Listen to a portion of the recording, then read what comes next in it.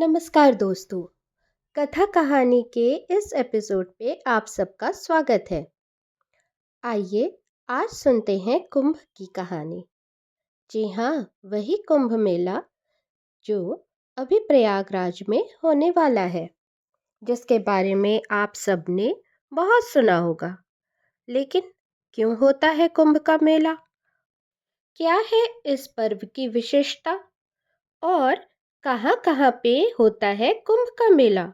और सबसे बड़ा प्रश्न कि क्यों होता है ये कुंभ का मेला और 12 वर्षों के पश्चात ही इस मेले को क्यों मनाया जाता है? ये सारी जानकारियाँ आज मैं आपको देने वाली हूँ।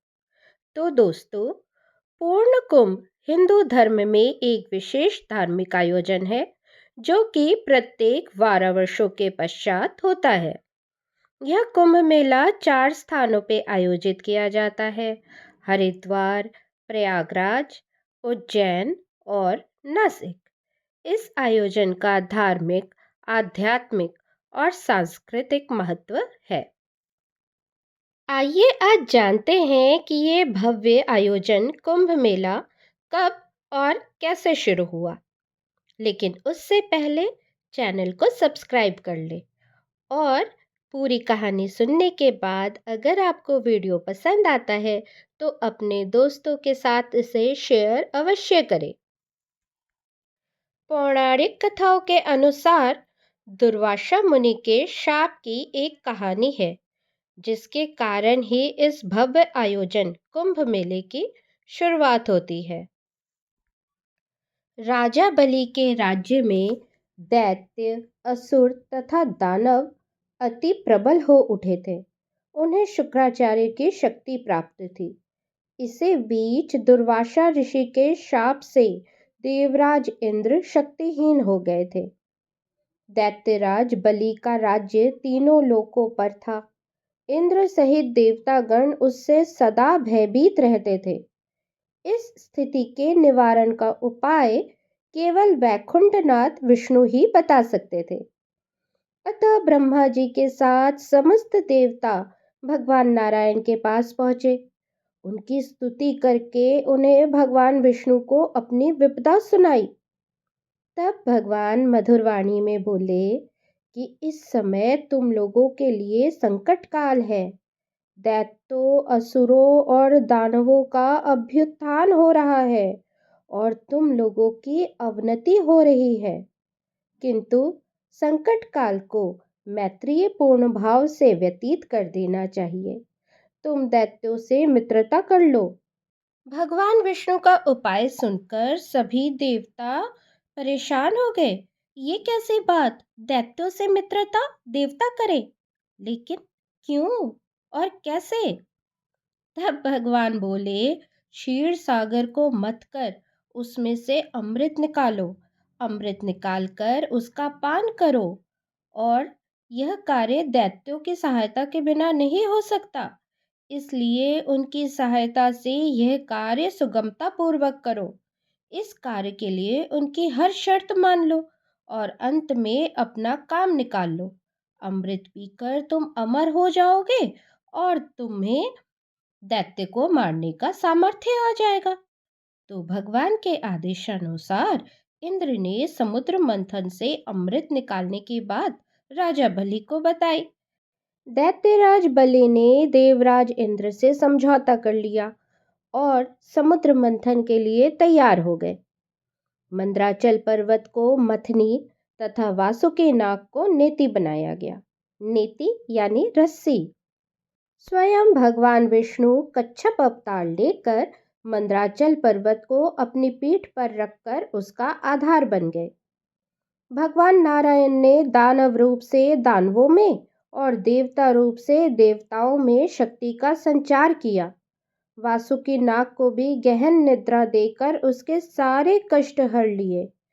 देवता वासुकी नाग को मुख की ओर से पकड़ने लगे। इस पर उल्टी बुद्धि वाले दैत्य, असुर और दानव आदि ने सोचा कि वासुकी नाग को मुख की ओर से पकड़ने में अवश्य ही कुछ न कुछ लाभ होगा। उन्होंने देवताओं से कहा कि हम किसी से शक्ति से कम नहीं हैं। हम मुंह की ओर का स्थान लेंगे।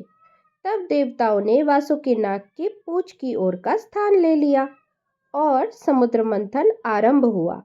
भगवान कच्छप के 1 लाख योजन चौड़ी पीठ पर मंद्रांचल पर्वत घूमने लगा। इस समुद्र मंथन से 14 अमूल्य रत्न उत्पन्न हुए। कामधेनु गाय, कल्प वृक्ष, लक्ष्मी देवी, विष, चंद्रमा, धन्वंतरी आदि। अंततः समुद्र मंथन से अमृत कलश लेकर भगवान धन्वंतरी प्रकट हुए। अमृत कलश को देखते ही दैत्य और देवता इसे प्राप्त करने के लिए संघर्ष करने लगे। इस पर भगवान विष्णु ने मोहिनी रूप धारण करके अमृत का वितरण किया। उन्होंने ये सुनिश्चित किया कि केवल देवता ही अमृत प्राप्त कर सके। लेकिन इससे पहले एक और घटना घट जाती है। जब भगवान धन्वंतरी अमृत कलश लेकर प्रकट हुए तो देवताओं और दैत्यों के बीच अमृत प्राप्त करने को लेकर भीषण संघर्ष हुआ। इस दौरान अमृत कलश से अमृत की कुछ बूंदें पृथ्वी के 4 स्थानों पर गिरी। यह कथा कुंभ मेले के आयोजन की पौराणिक आधारशिला है। अमृत के छलकने की प्रक्रिया कैसे हुई? जब देवता अमृत प्राप्त करना चाहते थे ताकि वो अमर हो जाए, वहीं दैत्य भी अमृत के लिए लालायित थे। इस संघर्ष के कारण कलश लेके भगवान गरुड़ ने अमृत को सुरक्षित स्थान पर ले जाने का प्रयास किया, लेकिन अमृत कलश में से 4 स्थानों पर अमृत की बूंदें गिर गई। यह स्थान है हरिद्वार, प्रयागराज, उज्जैन और नासिक। इन 4 स्थानों पर अमृत गिरने के कारण ये स्थान अत्यंत पवित्र माने गए और हर 12 वर्ष में यहाँ कुंभ मेले का आयोजन होता है। लेकिन ये 12 वर्षों में ही क्यों मनाया जाता है? ये इसलिए होता है क्योंकि समुद्र मंथन की क्रिया 12 दिनों तक चली और देवताओं का एक दिन मनुष्यों का 1 वर्ष माना जाता है। इसलिए प्रत्येक 12 वर्ष में कुंभ मेले का आयोजन किया जाता है। यह माना जाता है कि इन स्थानों पर उस तिथि में स्नान करने से मोक्ष की प्राप्ति होती है, क्योंकि यहाँ का जल अमृत तुल्य हो जाता है। तो दोस्तों, ये थी कुंभ मेले की पौराणिक कहानी। आशा है आपको ये कहानी अच्छी लगी होगी।